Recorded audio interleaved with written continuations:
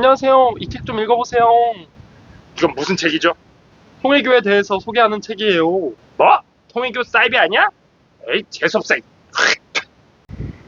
어, 안녕하세요, 황목사입니다. 오늘은 종교, 특히 이단, 사이비 종교에 관심이 있거나 혹은 통일교에 대해서 반박하고 싶고 너넨 틀렸어! 라고 말하고 싶은데 사실 통일교에 대해서 아는 게 없는 분들을 위한 책 추천 영상입니다. 뭐?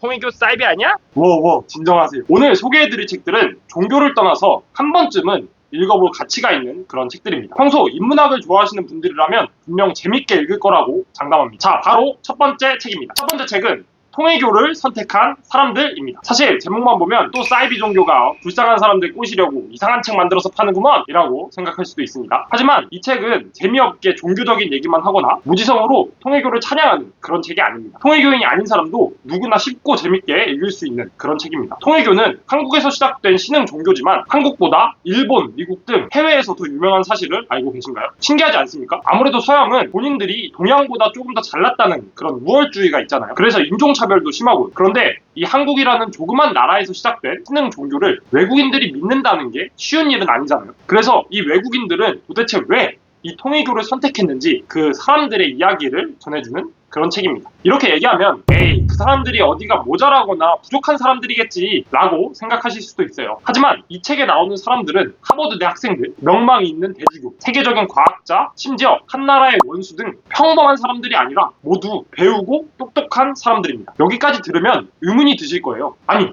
진짜 이 사람들이 왜 통일교를 믿지? 그 질문에 대한 답은 이 책에서 직접 찾으시길 바랍니다.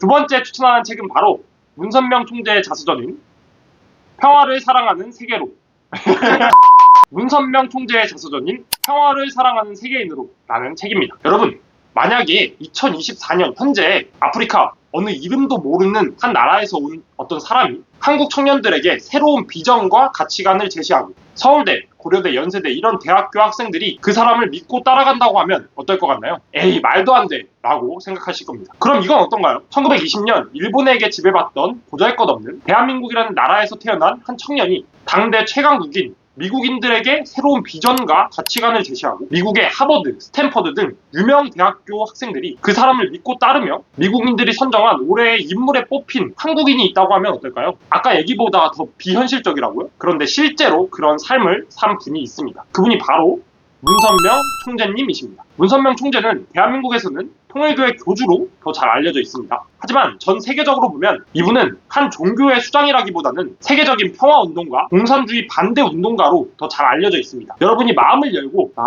한 번만 이분의 삶을 다시 한번 바라본다면 이런 인물이 대한민국에 있었다고? 라는 생각이 드실 겁니다. 이 책은 문선명 총재의 자서전으로 이분이 어떠한 철학과 사상을 가지고 한 평생을 살아오셨는지 아주 흥미진진하게 설명되어 있습니다. 문선명 총재님을 오직 사이비 종교의 수장으로만 알고 계셨던 분들에게 새로운 시각을 제공할 수 있는 그러한 책입니다. 꼭 한번 읽어보시길 바랍니다. 자, 마지막 책입니다. 문선명 총재님의 자서전을 봤다면 이분의 자서전도 봐야겠죠. 바로 한학자 총재님의 자서전인 인류의 눈물을 닦아주는 평화의 어머니라는 책입니다. 이 남녀차별 문제가 사회적 문제로 대두된 이후 남녀차별은 사회 전반적인 부분에서 점점 사라지고 있잖아요. 그런데 종교는 어떤가요? 유명 종교의 수장이나 유명 교회 목사님들이 여성분인 걸 본 적이 있나요? 아마 없을 겁니다. 왜 종교는 항상 남자들의 것이고 남자들의 역사인 걸까요? 왜 기독교는 하나님을 아버지라고만 부르고 어머니라고는 부르지 않을까요? 이런 궁금증을 가져보신 적 있나요? 그렇다면 이 책을 꼭 읽으셔야 합니다. 한학자 총재님이라고 하면 문선명 총재님에 비해서 대중에 덜 알려진 게 사실인데요. 아마 이 책을 읽어보면 아니 대한민국에 이렇게 위대한 여성 지도자가 있었다고? 라고 깜짝 놀라실 겁니다. 한학자 총재님은 세계적인 여성 지도자로 수많은 활동을 통해 전 세계에 막대한 영향력을 끼치신 그런 분이십니다. 특히 1992년에 창설되어 UN 기구에도 등록되어 있는 세계평화통일여성연합의 창설자이시고 문선명 총재님 사후에는 종교적 지도자로서 통일교회를 이끌어 나오고 계십니다. 한국에서 종교적 사회적으로 위대한 여성 지도자가 있었나요? 종교적인 것을 떠나서 이분이 누구시고 어떠한 삶을 사셨는지 알아봐야 하지 않을까요? 한학자 총재님의 자서전 인류의 눈물을 닦아주는 평화의 어머니 꼭 읽어보시길 바랍니다.